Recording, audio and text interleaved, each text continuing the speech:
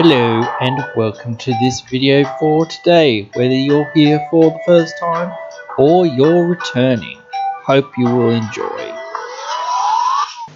Alright guys, getting into this video here for today, and today in this video we are discussing getting into budget decks.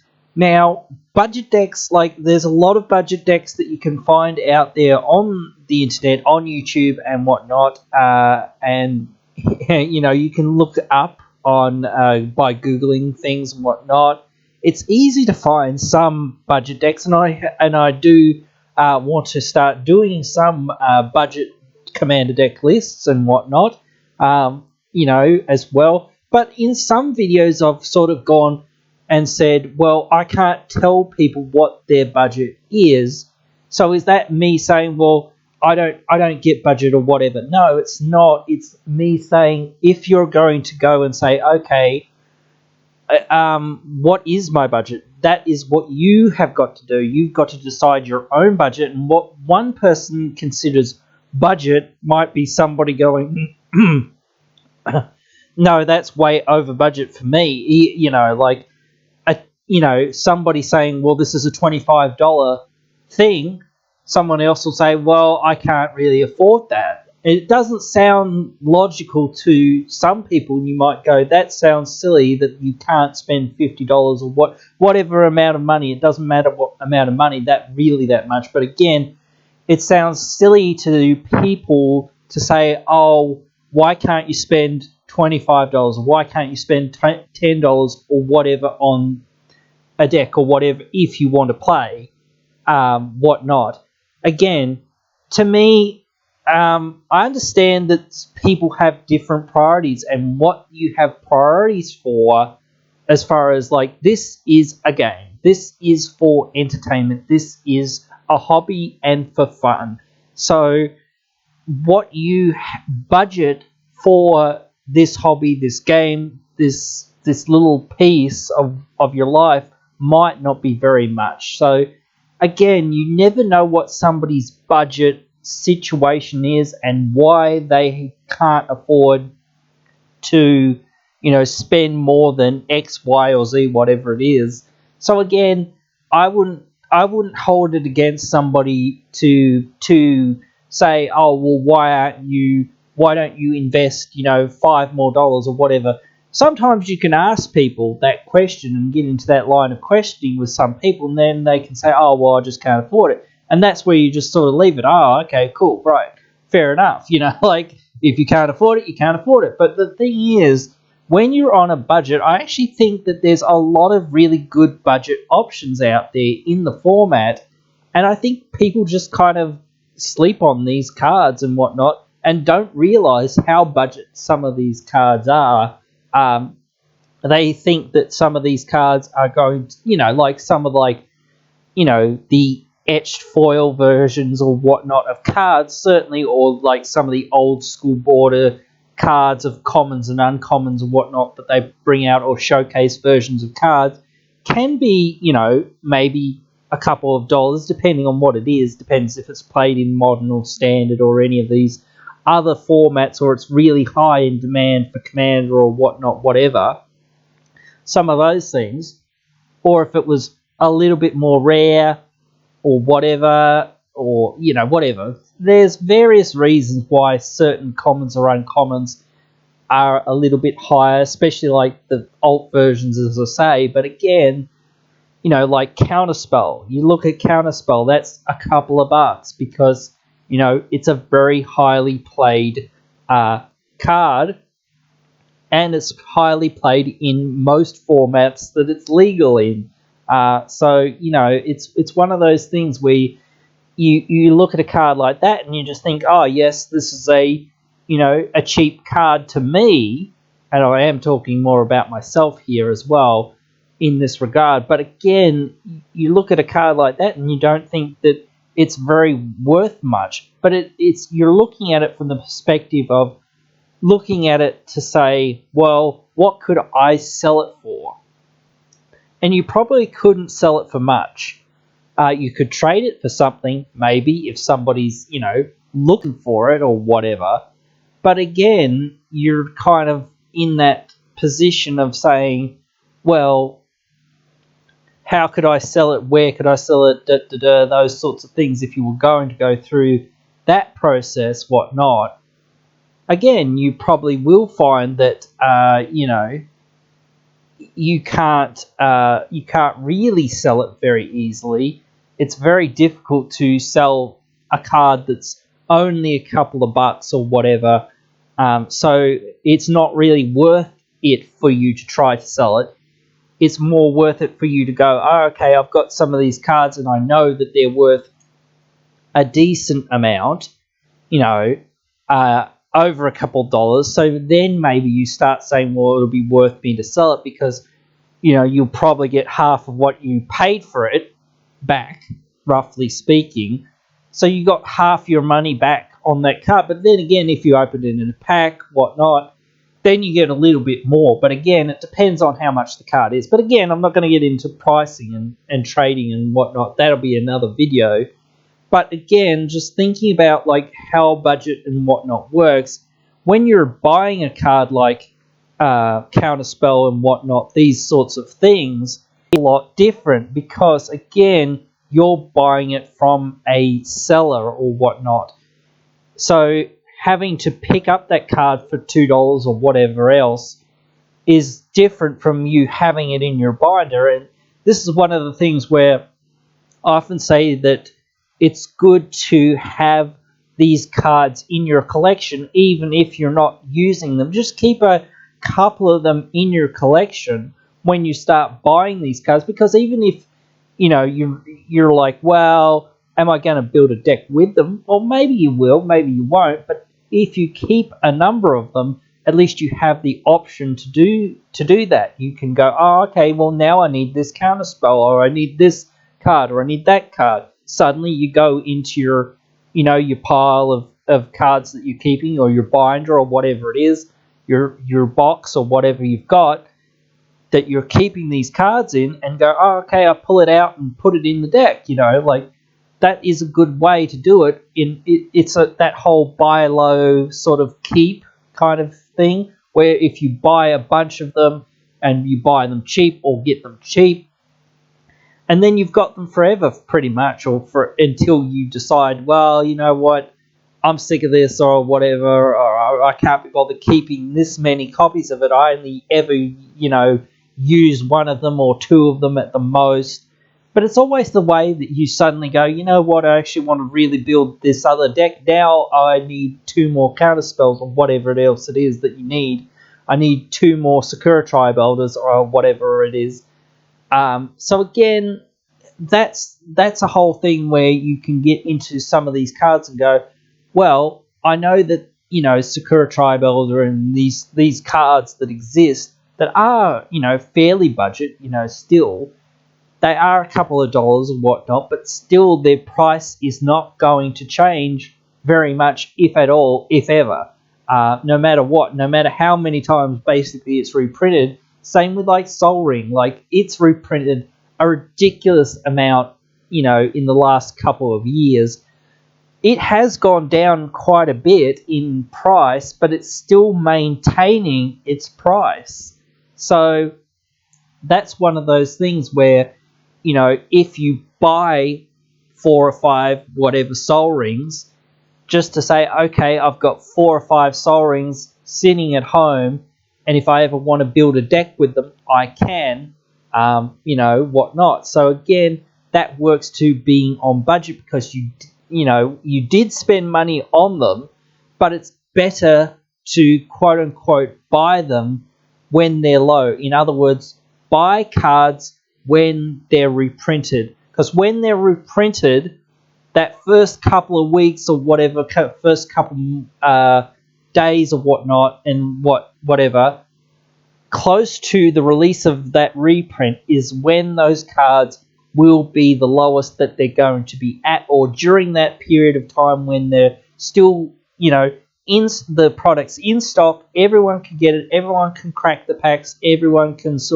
the stores, the vendors, whatnot, that the individual players can crack the packs or whatnot and get a lot of that product or whatever, Commander deck, same thing, out into the wild and get those cards out into circulation more and more. Look, Sol Ring's always going to be an in-demand card if you pick up a whole bunch of them, even if you don't need a lot of them. Still, again, you might go to the point where, I don't need 20 Sol Rings. But you go, okay, I picked these up while they were cheap. I'm going to hold on to them for a little while. Okay, cool. I'm going to sell maybe a couple of them because I've got too many of them. And then, or whatever, or I'm going to trade them away or whatever to get more cards that I actually need to build more decks. That's a way you can sort of keep your money into cards, but not keep your money in the same cards. So, trading is a really good option if you want to stay on budget. You just buy a whole bunch of cards and you keep buying them every year or whatnot. Same with like Arcane Signet. It's reprinted every year. You can basically count on them reprinting Sol Ring and Arcane Signet, so you can buy them when they're cheap. That's a good way to do it, and then you keep them for a year or two or whatever. They come out again next year, and then you go, okay, I'll buy some more. And you know what? In a couple of weeks or whatever, when the next set of a couple of months have gone past, and I don't need all these other Sol Rings or whatever, or Arcane Signets or whatever I've got sitting at home, I'll sell them off or I'll trade them off, get other cards that I need for other decks and whatnot. So that's a good way to be on budget. So budget is very hard to do. You've got to always invest something into the game to a degree. You've got to invest some amount of time into the game. I think it does depend. I think even just like you go into a store, you go and say, okay, I want to pick up, this game, this product, whatever. I want to play with my friends or whatnot. So you start going, okay, how much is a deck? $50 or whatever it is. How much is a deck box? Okay, that's, $25 or whatever. How much are sleeves? Probably $25 as well. Roughly, I'm just saying rough numbers here. I'm not, quoting you prices. I'm just saying that, if this is how much roughly some of these things would be in general. But again, you go in and say, okay, how much is a set of, dice or life trackers or whatever? $5 or whatever. Or depends on what, you're getting. But again, for the most part, the more premium you go or the higher end you go, the quality is there with some of those products. Again, when you say I'm putting more money in, often you expect to say, well, this product is a better product because it costs more. But again, when you're on a lower budget, you might have to say, oh, well, yes, these sleeves are a little bit more expensive than what I want them to be, but is that better for me? Because if I buy these, $25 sleeves or whatever, they're going to last me a lot longer than if I buy $10 sleeves. So then I'm not going to buy, another set of $10 sleeves in a week or in a month or whatever, and maybe in a year or whatever. These $25 sleeves, I'm pretty much never going to have to replace them. So that, like maybe one or two of them is faulty, but that's it. Like there's like nothing wrong with the other, cards or the other sleeves in the box or whatnot. Again, dice, same sort of thing. Do I buy the dice that are, very cheap? Maybe it's a bit better sometimes to buy the dice that are a little bit more expensive, not a lot more expensive, but a little bit more expensive because of, the fact that they're a little bit more hardy or whatnot, whatever you want to say, than what, other dice are. So you're investing over time. You're saying, well, yes, I put money up at the beginning, but these dice are still with me. Next year, I'm still playing with these dice. Next year, I'm still playing with those dice. I don't need any more dice. Maybe one or two here or there, 6-sided dice, I'm saying, for the most part with that. But again, if you don't need life tracking dice or any other sort of dice other than perhaps six-sided dice or whatever, then those other dice that you get will last you a lot longer, and still you don't need that many six-sided dice. You might need a few, depends on what you're doing. If you're +1/+1 counters or tokens deck, maybe you'll need a lot, or if you're life gain, maybe I don't know, depends. But again, for the most part, I think a little bit of extra money sometimes putting in at the beginning to get a product that is of a higher quality is a better plan, because just buying very poorly made dice and then going, well, those dice didn't really last me, and then going, oh, okay, well, now I've got to buy another whole set of dice. Am I going to buy another whole set of the cheap dice? Well, maybe not, because again, I just went through the last set of dice very quickly, and that's not my fault or whatnot. It's just that those dice aren't very, durable or whatever. So sometimes you've got to look at those positive and negative sort of sides of things. Same with cards and whatnot. Same with everything. Same with sleeves. Same with deck boxes. Everything. And the thing is, when you get into the game and start playing, I don't think, the level that you're going to play it or whatnot, your investment, as far as like, I'm going to buy a $50 deck, and then if I happen to, find some, or buy a pack or whatnot, or find a friend or whatnot, and go, okay, this card and this card and this card and all these cards that are in my deck, I really don't think they actually do anything for what I want this specific deck or my commander wants my deck to do. So I want to get rid of these cards that are in my deck. Are they worth anything?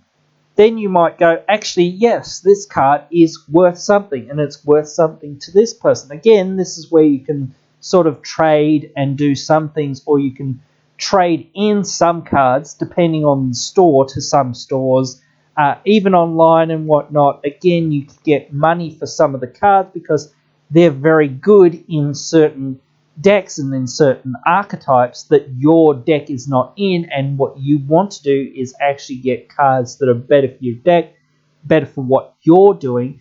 And again, if you can sort of downsell yourself a little bit, because this is something that I tend to do as well, is that if I find myself having a $100 or whatever card in my deck, I start going, well, do I absolutely need this $100 card in this specific deck? Do I really, really need it in this deck? Does it do anything for what I want the deck to do, for what my commander wants my deck to do? Then I start looking at it and go, well, actually, no, it doesn't really do that much for what I actually want to do. It's not really that good, blah, blah, blah, whatever. I'll take it out. So with that card, I'll go along and go, okay, I know that there's a 50-cent card or whatever that maybe I have in my collection, maybe I don't, doesn't really matter. But again, I can find that 50-cent card very easily and slip it into that slot. Then, what have I done? I've taken this $100 card and now I've put a 50-cent card in. Oh, look, now I've got $99.50 to play with. I can just build a whole new deck with that, or I can upgrade some of the cards that are in my deck and go, okay, well, now I have $100 to spend on this deck. So that's another way you can get quote unquote more value out of your deck, because some of the cards that are in these decks, again, have not been reprinted for sometimes, depends. So looking at some of those cards and going, do I actually really need this card? What does it do for me? Am I going to keep it? Now, it is hard to sort of judge that sometimes and whatnot. I don't think, you can make too many great decisions sometimes, and some people make really bad decisions and go, well, why am I playing this, $25 shock land or whatever? It just seems pretty bad to me. It just, losing 2 life to have it come in untapped or whatnot, that doesn't seem that good. And versus just the land that comes in tapped and gives me a life, that seems better to me. I don't really care. But actually, when you come along and start going, well, actually, we're in Commander, 40 life again, not we're in the format that has the highest starting life total. So most of the time, the shock land is going to be a free roll and going to be untapped, whereas the land that comes in tapped and says you gain 1 life is always going to come in tapped. So even in those circumstances where you go, oh, okay, well, I don't care about the land coming in untapped for this shock land. Well, I just won't pay the 2. So that's one of those things that people forget. It's an option. It's not always, oh, I have to shock it in or whatnot. But again, people look at that card, the shock land or whatnot, and go, well, why is this worth, $25, $30, whatever it is, versus this other card that's worth, 20 cents or whatever. It's because of the ability to come in untapped, and because, it's legal in modern and legacy and vintage and all this other stuff as well. So it's more played in those formats where it's, and certainly CDH again as well, where it's much more important for a land to come in untapped. So, and it's still important for lands, in my opinion, to come in untapped. You don't want to have your lands come in tapped if you can avoid it for the most part. Of course, you can get around it and be like, well, I only need 4 mana this turn, so I don't need it, or whatever. But again, it's still better to have the option. But again, if you really want to take it out and go, well, you know what, I'd rather have the money and invest more money into more other cards or whatever, especially if it's a really good card, I would say you just leave some of your shock lands in and whatnot and take out the tap lands. But that's my view on how you should upgrade. You should get better cards rather than just going, well, I don't really think that this shock land's that good. But again, that is a little bit harder to define for newer players, I would say, that don't really get, that whole, concept. But again, anyway, as I said, getting along with some of the cards that are in your deck, you might look at some cards and go, well, is this card actually worth anything? If you don't know, you should look it up. Like there's obviously some cards that are in that I've mentioned, and that you can sort of see, wow, this card must be worth quite a bit. Or you would think that this card would be worth a bit or whatnot. But then you find out, oh, it's 50 cents. Whatever. But then you might find, again, that 1 or 2 people that go, you know what, I really want that one specific card, or really need this one specific card. What would you trade for it? Again, you can always trade with your friends or with people in store, whatnot, this sort of thing. It happens all the time that people, come along and say, I'll trade you something for that or whatnot. So again, it is best for newer people that don't really know the value. Make sure you look it up and go, okay, what's my card worth? What's your card worth? Okay, right, my card's worth 50 cents. Your card's worth 50 cents. Let's just trade or whatever. My card's worth 51 cents. Okay, yours is worth 49. Who cares? It's 2 cents. Okay, we'll trade. Things like that. If you go, oh, okay, my card's worth $1, yours is worth 50 cents. I can't be bothered with that. Let's just trade or whatever. That does happen. Again, I really still need that card that you've got, even though it's $1, whatever. You're losing 50 cents. Are you okay with that? Back and forth discussion, saying, are you okay with this? That's all you've got to do. All you've got to do to sort of keep this whole train going. And I've talked about trading and whatnot a lot, but I really want to stay on budget. Budget is important for newer players or, beginner players. Again, I've sort of discussed it here and there in some videos where you can find players. Again, I was sort of talking about counterspell there a little bit, where someone who's like looking at it and like, oh, I've got 40 of these or whatever, again, might just give a player, or a newer player especially, a counterspell, or if somebody really needs it, hey, look, here you go, have this. It's one of those things that players do sometimes. And again, you can find a lot of stores will have boxes and bins and whatnot, or piles of or whatnot of draft chaff and things like this. So those cards are often very easy to just pick up for free, or just pick up on the cheap, whatever. You can just take them and just like go, okay, I actually think this card would work well in my deck. I'll put it in over something else, and it means that I've picked up a card for nothing. So that's another way to sort of, you've got to make sure sometimes, and just be like, hey, or even just saying to stores and whatnot that do stock singles, hey, can I look through some of your, draft chaff, or can I look through some of the cards, or could you give me a whole bunch of just like 25-cent or freebies or whatever? Do you have any freebie cards that I could just have, so that I can put into my deck? That's a thing that you can try to do. You can try to do all kinds of things, or can you put together a whole bunch of cards that, as many cards as you can for, $5 or whatever, that are in these colors or whatnot. Those are, especially that is a thing that you can easily do, is go into stores and say, hey, I've got $5. Can you give me as many cards as possible for $5?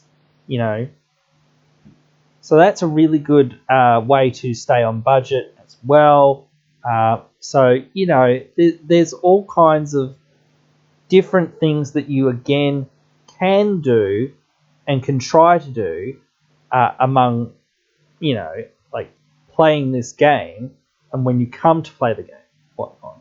So again, I would consider, like looking around and thinking about, again, just what you want to do and what you want to play, and how do you want to play, and why do you want to play that way, and that sort of thing. Because, again, there are people that are out there that will, again, want to play in a different way to you, and will want certain cards that you might not want. And perhaps, again, like I sort of said, if you have a $40, $50, whatever, $25 card, whatever it is, and say, hey, look, can you give me as many, $1 to $2, as many cards as possible to upgrade my deck with, because I don't really need this one card. This one card doesn't really do much for me, and it doesn't do much for my strategy. I would like to just get, 25, 30, 40, whatever cards I can get, maybe 100 cards, depends. Like, you can get 125-cent cards. And again, like, working on a budget, sometimes people think, oh, you're on a budget, so your deck mustn't be very good. And that's where I think that they're wrong. Like, I really think that you can still build a very powerful and effective deck on a budget. You can have fun on a budget. You can still have power on a budget. So it's one of those things. I would definitely consider looking at, how you can better manage your resources and whatnot in those sorts of things. Because again, if you get rid of a card that is 25, even if it's $25, and you get 100 cards out of that card, you can get rid of other cards that are in your deck, and some of the more 25-cent cards or whatnot, and replace some of the the cards that don't really do anything for your deck. Again, for some of the cards that you've just got, you've upgraded some of those cards. And then you've got all these, again, draft chaff sort of cards that you can hand off to other people, or you can trade with other people to help them out. Again, that's what I love about the Magic community and this great game, is that, everyone sort of helps everyone else out. If you don't know what, a lot of the cards do and whatnot, and don't have the knowledge of what you need or want to put in a deck, it's easy to go online and look it up, or you again can go into the game store. It depends if the owners or whatnot are busy or whatever, but you can ask them, what will be good for my deck, or you can ask some of the other players.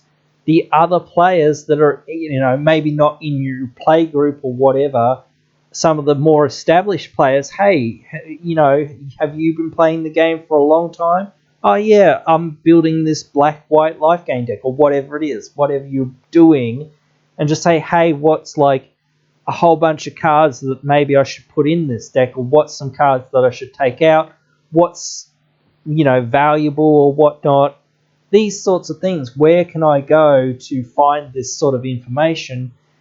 As well as another way is just saying, hey, where's a place that I can look up and find out, what my cards are worth? Because again, if you're newer to the game and you want to stay on a budget and you have some of these cards that you go, well, it's not doing anything for me, but it may be worth something to somebody else. Again, you might go, well, I might get rid of this card. How much can I get for it? I don't know where to look. You can ask other people to say, well, where can I look? Or you can Google it, I know. But again, if you go into a store, again, that will perhaps buy it, again, they might say, oh, well, I can tell you what it's worth if you want, and I can even buy it off you, and I will even, again, give you a whole bunch of cards just to help you upgrade your deck. So there's so many options to stay on budget. I want to talk more about building on a budget and whatnot, this sort of thing, how you can stay on budget. Again, I want to cover some of these other subjects that I sort of touched on, especially trading, because I think trading is one of the best things you can do. As long as, again, you can keep trades fair and whatnot, all that stuff, it's all good. We all have fun. And that's the thing. Like, again, that's why people, trade and whatnot, and will give away cards and whatnot, or will leave cards as quote-unquote draft chaff or whatever, because they're no use to them. And if somebody else comes along and picks them up and goes, oh, you know what, I can use that. Oh, you know what, I can use that. Oh, I can use that. And I can use that. And I can use this. Again, it's that, well, if you happen to have the person there and say, hey, look, this is what I got in my pool. None of this is useful to me. What did you get? Oh, okay, I got all this stuff. Here, have a look. And then they go, hey, I want this, and I want this. Would you mind if if we traded, some of our cards? I'll give you a whole bunch of my cards, and you can give me a whole bunch of your cards. Those things, again, can be useful to you if you're on a budget. So you don't have to spend any more money in the game. Again, it does depend. And again, if you put that little bit in every few, weeks or months or whatever, that's a good way to do it. Just say, okay, all I've got this week is $5 or whatever. Doesn't matter how much it is. All I've got is this limited amount, right? I'm going to put in that amount of money into my deck, or not, whatever. I'm going to set that money aside to put into my deck at a certain point. And when I get to $5, $10, $20, $50, or whatever it is, I will go down to the store and I will buy a whole bunch of cards and just put them in my deck. That's another way, but that's more about savings, I guess. But again, that's being thrifty or being on budget with your money. So again, I want to also talk about being thrifty with money and things like that. That's a good way to sort of keep on budget, because again, no, again, sort of as I was saying, knowing what value cards are or whatnot, and knowing how to sort of figure out, oh, I get 50 25-cent cards for this one card that really again isn't doing much for me. That seems well worth it, because in the end of the day, they're all just pieces of cardboard that have some pretty art and some writing on them. That's all they are. Again, so I don't really agree with like cards being too expensive. I understand why cards are expensive, but again, for players, when they come into the game, they just don't get that. They get, well, this prohibits me from playing the deck that I want to play in the way that I want to play it. So price is a big issue in playing the game when you're first sort of starting out. But again, anyway, that is probably also another subject for another day and whatnot as well. But anyway, guys, hope you have found this video enjoyable, interesting, informative, all that sort of stuff. But guys, let me know what you guys think. Write your thoughts right down there in the comments section below. If you would like to further support the channel, you can go onto our Patreon.